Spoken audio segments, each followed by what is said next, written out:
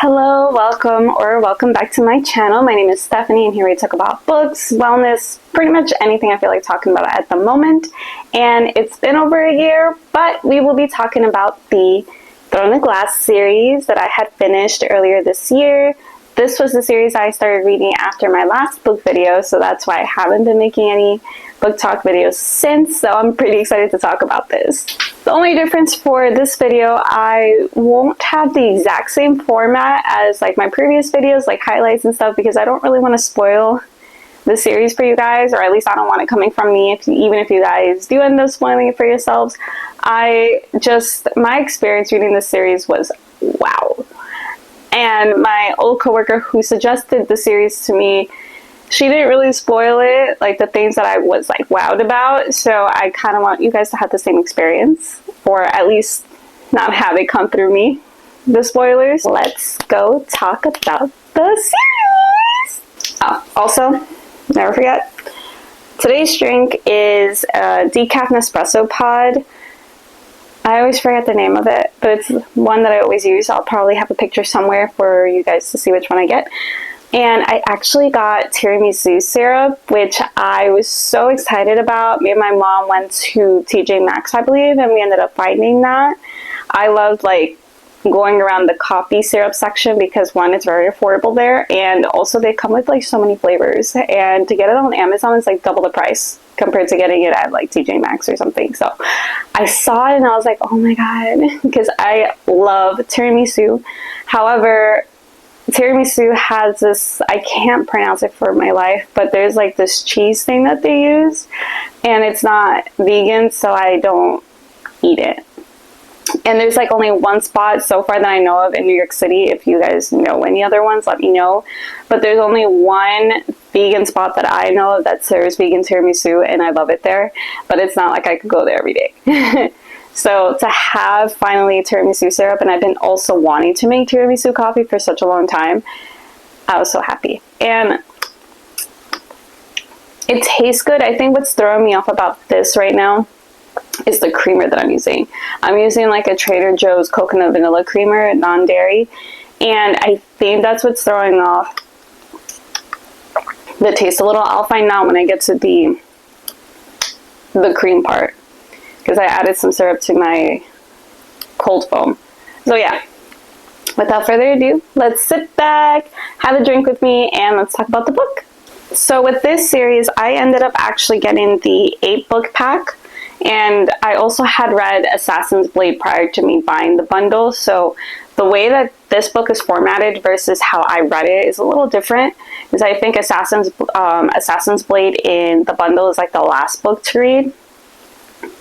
I don't know, I'll show you guys the photo in a moment. But my old coworker suggested that if I wanted to read it chronologically, that I should read Assassin's Blade first and then move on to the rest of the series as it is. So yeah, I got the bundle, and it was like, I think $38 for 8 books on the Kindle versus like getting the whole like actual physical copy of the series, which I also really wanted, but I gotta save some money somewhere. So I got the 8-book series through the Kindle, and I'll start off by reading what's on the Kindle. I'm not sure if this is what's on like the collector's edition of the physical copies, not sure, but this is what we're gonna go with. It does say that typical read time is 86 hours and 41 minutes, which is like about 2 weeks and then some. I took from whenever that last video was posted up until about April, because I know I was still reading the book when I went to Japan for 2 weeks. So I'm pretty sure I finished it in April, because also in May, the TV Date series came out. So the new book came out, The Survivor Who Dies at the End, or Wants to Die at the End. That series came out already, so, and I had read the book and I was there for the signing.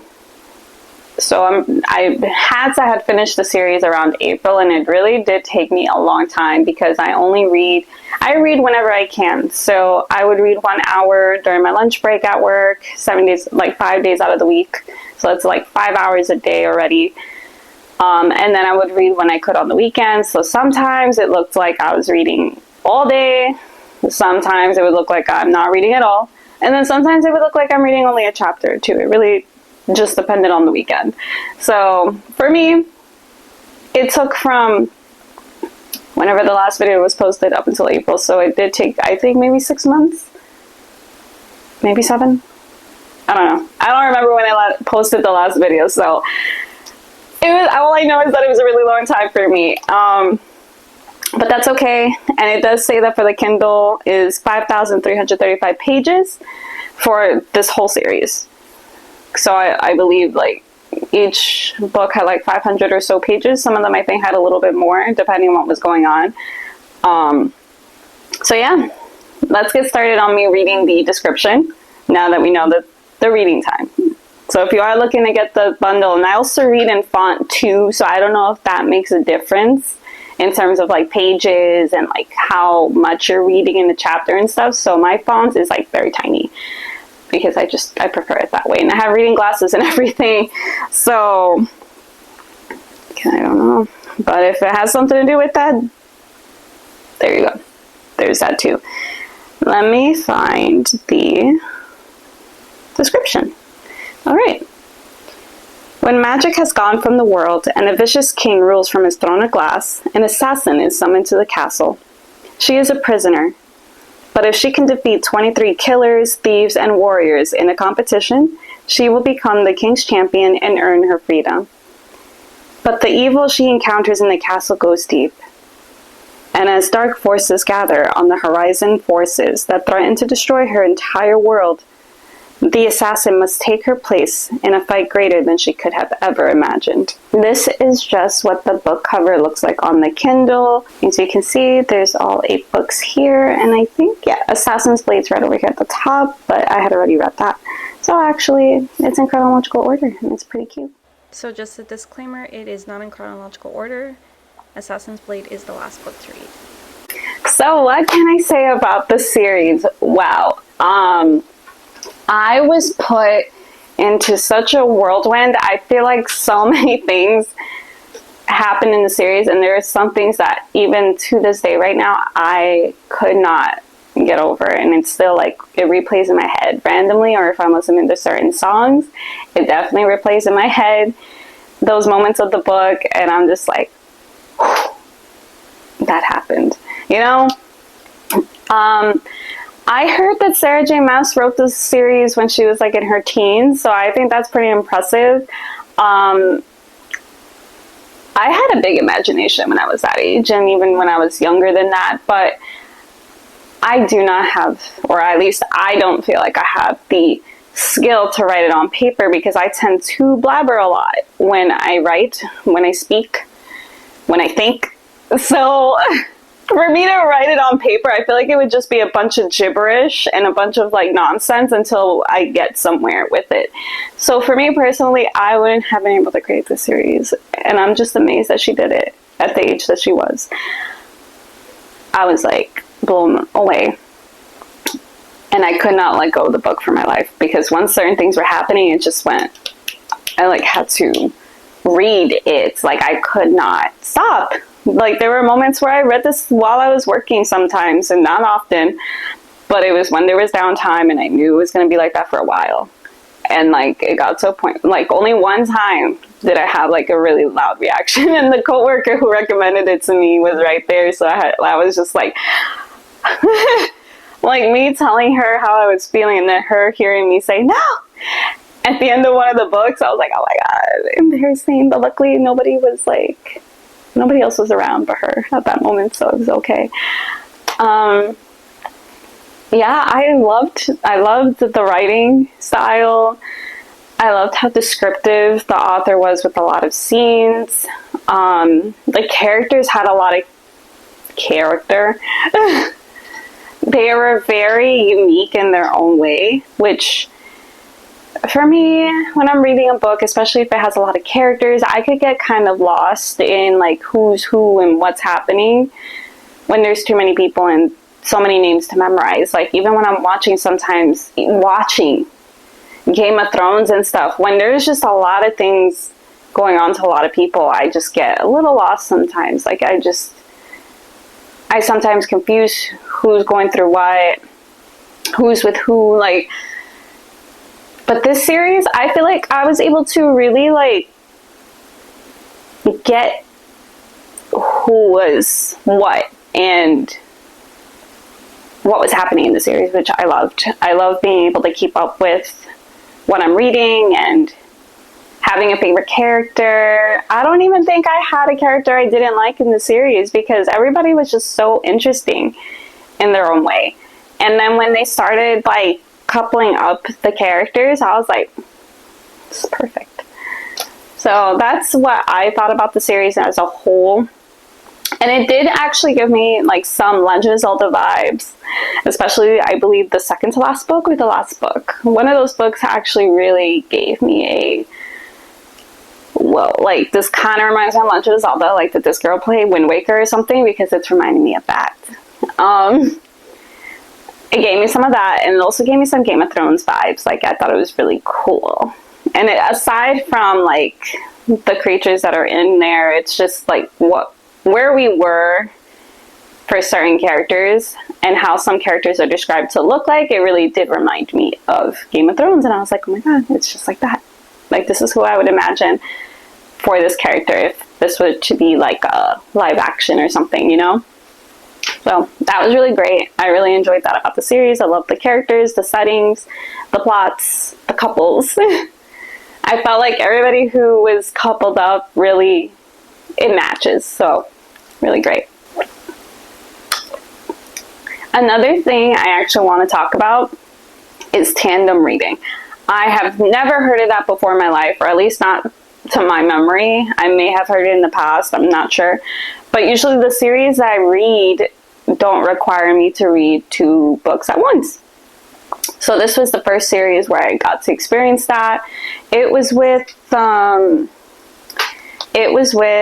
Empire Storm and Tower of Dawn. Those 2 books I had to read at the same time, and being that I was reading it from the Kindle, I thought, well, maybe it would be a little too hard to read it. I don't know how I'm going to go back and forth with it, but I actually figured out a way, and I forgot how to do it. Maybe I'll be able to tell you guys some other time how I did it through the Kindle. But okay, so I remember I would go through, like, the chapters and stuff and, like, click on them or whatever. I don't remember, honestly. I didn't know I didn't bookmark them because I was only bookmarking, like, lines that I liked and stuff and moments that I really loved. But I'm pretty sure what I did was I just went through, like, the chapter section and just clicked, and then I would go back and forth between the 2 books for that, and it actually wasn't as hard as I thought it would be. So I managed to go through it very seamlessly, and I will have a picture of the list on which chapters to read when kind of thing up here. I think there are a couple of different ones, but the one that I ended up following was pretty great. I mean, I was pretty on point with everything happening at the same time. Like, it sounded right to me. And for those who don't know what tandem reading is reading 2 books at once, and it seems as if pretty much everything is happening at the same time, at least for this series. Everything is happening at the same time. And if you don't read it that way, if I didn't read it that way, I could see myself getting confused, to be honest, because I would have been like, who, what? I feel like I'm missing something here. It would feel like, for me, I would feel like I was missing something. So I'm glad I went through the tandem reading. I'm also glad that I read the series after the releases, like after all of it released, because if I had to wait for the next book to drop, I would have just been like, damn, either I gotta reread the book or hope I remember what's going on. So glad I went through it. I had so much fun reading it. So next order of business, we've talked about tandem reading. I've discussed the reading time. I've showed you guys what the Kindle 8-book format looks like, my thoughts as a whole. I would love to talk about my favorite characters, and I'm going to keep it very brief because I don't want to spoil anything, and I feel like I will end up doing that if I went into detail with any of these characters. And these are also characters, like, if it were to be a movie or a show series, this is who I would want to be in this order.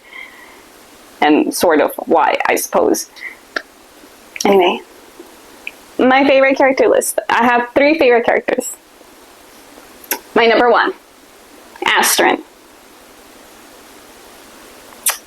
I fell in love with her the moment she came out in the series. I was like, I want to be her. If I had to be anybody, I want to be her. Her story and what she goes through throughout the series, I was just like, I want to be her.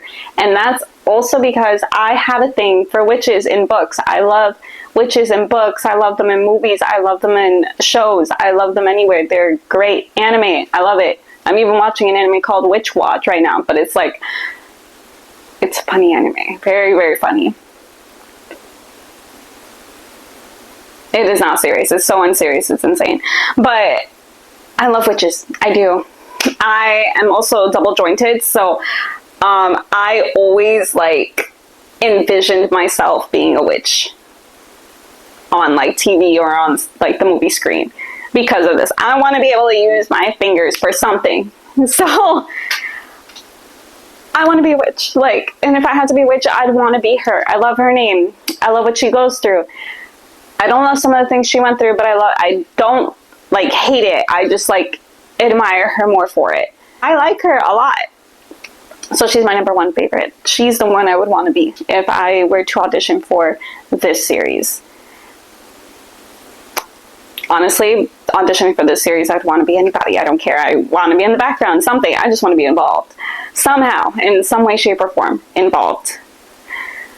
But if I got to pick who I wanted to be, it'd be Astrid. She's my number 1 favorite. I love her, I love her, I love her. Second place goes to Manon, another witch.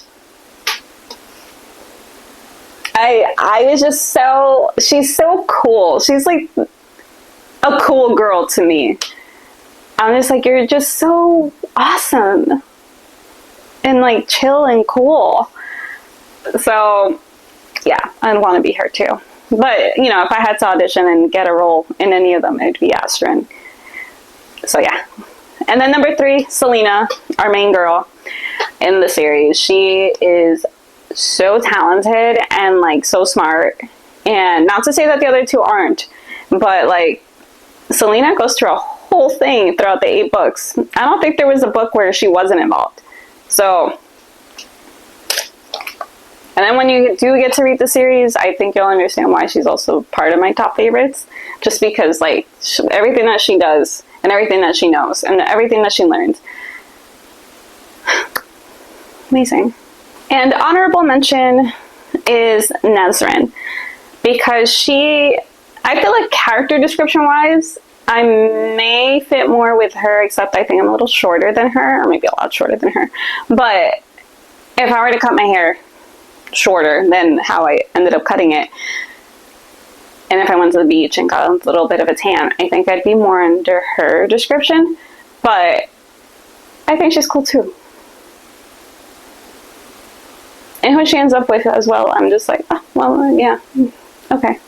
But yeah, she gets honorable mention. But if I, again, had to be anybody, it'd be Astrid. And how many times I have to repeat this? I don't know. I just like get really excited when I talk about her and when I remember certain scenes about her. But anyways, I do think that covers everything I wanted to talk about in this book, because again, I don't really want to talk about, you know, just the story in more detail, highlighted lines and stuff, because definitely my highlighted lines are huge spoilers. And I don't want to spoil it for you guys. Or at least I don't want you to hear from me, even if you guys did spoil it. I don't want to be added to the list of people who spoiled things in that amazing series. So yeah, I guess that's it for this video. Thank you so much for watching. Oh, updates on books right now. I already finished Summer in the City by Alex Astor. So there will be a book review about that soon.